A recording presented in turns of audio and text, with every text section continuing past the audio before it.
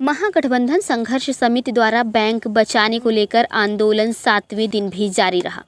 Samastipur Bihar central bank of India की Samastipur college Samastipur स्थित शाखा को जितवारपुर से हटाकर मुख्य शाखा के साथ मर्ज किए जाने के निर्णय के खिलाफ महागठबंधन संघर्ष समिति के बैनर तले समस्तीपुर कॉलेज परिसर में अनिश्चितकालीन धरना सह सत्याग्रह आज रविवार को 7वें दिन भी जारी रहा। महागठबंधन के कार्यकर्ताओं ने कॉलेज की प्राचार्य तथा बैंक प्रबंधन के खिलाफ जोरदार नारेबाजी की। अपने संबोधन के क्रम में विधायक अख्तरुल इस्लाम शाहीन ने कहा कि आंदोलनकारियों की मांगे जायज है, लेकिन जिला प्रशासन, कॉलेज प्रशासन तथा बैंक प्रशासन द्वारा वार्ता के लिए समुचित पहल नहीं किया जाना बेहद निराशाजनक व दुर्भाग्यपूर्ण है। उन्होंने आंदोलनकारियों की सुरक्षा हेतु आंदोलन स्थल पर दंडाधिकारी व पुलिस बल को प्रतिनियुक्त करने तथा वार्ता हेतु समुचित पहल करने की मांग प्रशासन से की। कार्यक्रम को स्थानीय विधायक अख्तरुल इस्लाम शाहीन, राजद जिला अध्यक्ष राजेंद्र सहनी, जिला राजद प्रवक्ता राकेश कुमार ठाकुर, युवा राजद प्रदेश महासचिव पप्पू यादव, महागठबंधन संघर्ष समिति के संयोजक सह माकपा के अंचल मंत्री उपेंद्र राय, कांग्रेस प्रखंड अध्यक्ष डोमन राय, भाकपा माले नेता अशोक राय, जयंत कुमार कांग्रेस नेता परमानंद राय, अनिल तिवारी, माकपा नेता प्रोफेसर दिनेश कुमार राय, उमेश कवि, राम लौलीन राय, पूर्व शिक्षक राम उचित राय, राजद नेता सैयद शाहनवाज हसीब, प्रमोद कुमार, पप्पू जयलाल राय, ज्योतिषी महतो, मनोज कुमार राय, अनिल कुमार अल्लाह, इंद्रमणि राय, गगन कुमार, राजेंद्र शर्मा, मोहम्मद अयूब, अनिल राय, हरे राम झा, संतोष राज, देवेंद्र राय, राम नारायण यादव, राम भजन राय, धर्मेंद्र शर्मा, रसीदा खातून, हसीना खातून, मंजू देवी सहित महागठबंधन के सैकड़ों कार्यकर्ता ग्रामीण मौजूद थे।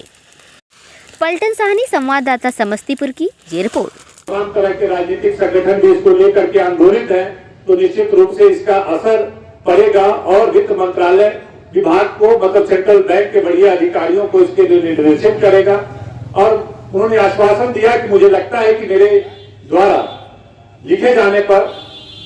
वित्त मंत्रालय को इसका असर होगा और यहाँ पे चालू होगा। इसी आश्वासन तक हम लोगों की बात हुई, वार्ता हुई। उसके बाद एक दिन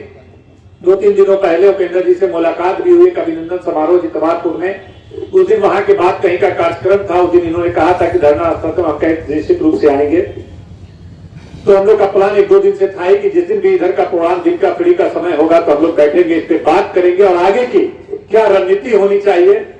तो मैंने राकेश जी से भी बात किया और लोगों से भी बात किया कि चल के आरएम से बात करना है, किससे बात करना है, एक डिसीजन लीजिए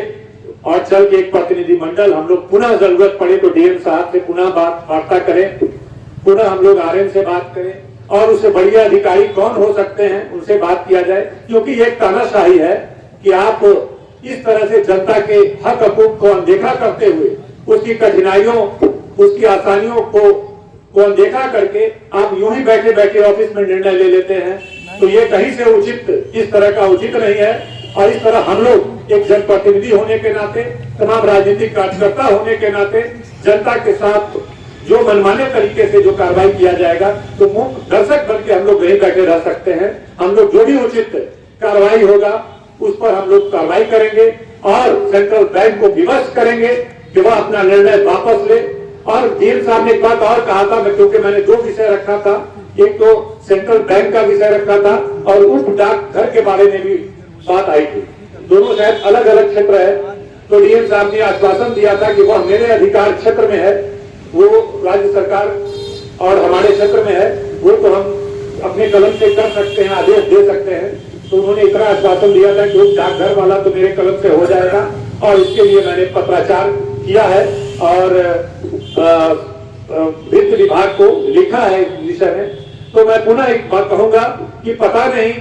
कि जो सरकार है, केंद्र की सरकार है, उसी के कंट्रोल में ये तमाम बैंक वगैरह आते हैं। पता नहीं कैसी आर्थिक स्थिति देश की बना दिया है कि तमाम बैंकिंग सेक्टर को भी निजी हाथों में देने की योजना बन रही है। इस तरह की अर्थव्यवस्था देश की चरमराती जा रही है कि तमाम सेक्टरों में बड़े पैमाने पर छटनी किया जा रहा है और उसी का परिणाम है कि बैंकों की संख्या को कम करना, तमाम तरह के जो आपको नजर आ रहा है वह देश के मोदी सरकार के गलत आर्थिक नीतियों के कारण, गलत मंशा के कारण तमाम बैंकिंग सेक्टर को निजी और उद्योगपतियों के हाथ में देने का जो उनका इरादा है, उसी का परिणाम इस तरह का देखने का जो हम लोग तक असर मिल रहा है। जो बैंक हटाने की बात हो रही है, ये सब वहीं से जुड़ा हुआ मामला है। लेकिन हम लोग मुख्य दर्शक बने हुए बैठे नहीं रह सकते हैं। जनता की अनदेखी होगी, जनता को कठिनाई होगा, जनता को समस्या उत्पन्न होगा, छात्रों को समस्या उत्पन्न होगा, तो हम लोग चुप नहीं बैठेंगे। एक योजना बननी चाहिए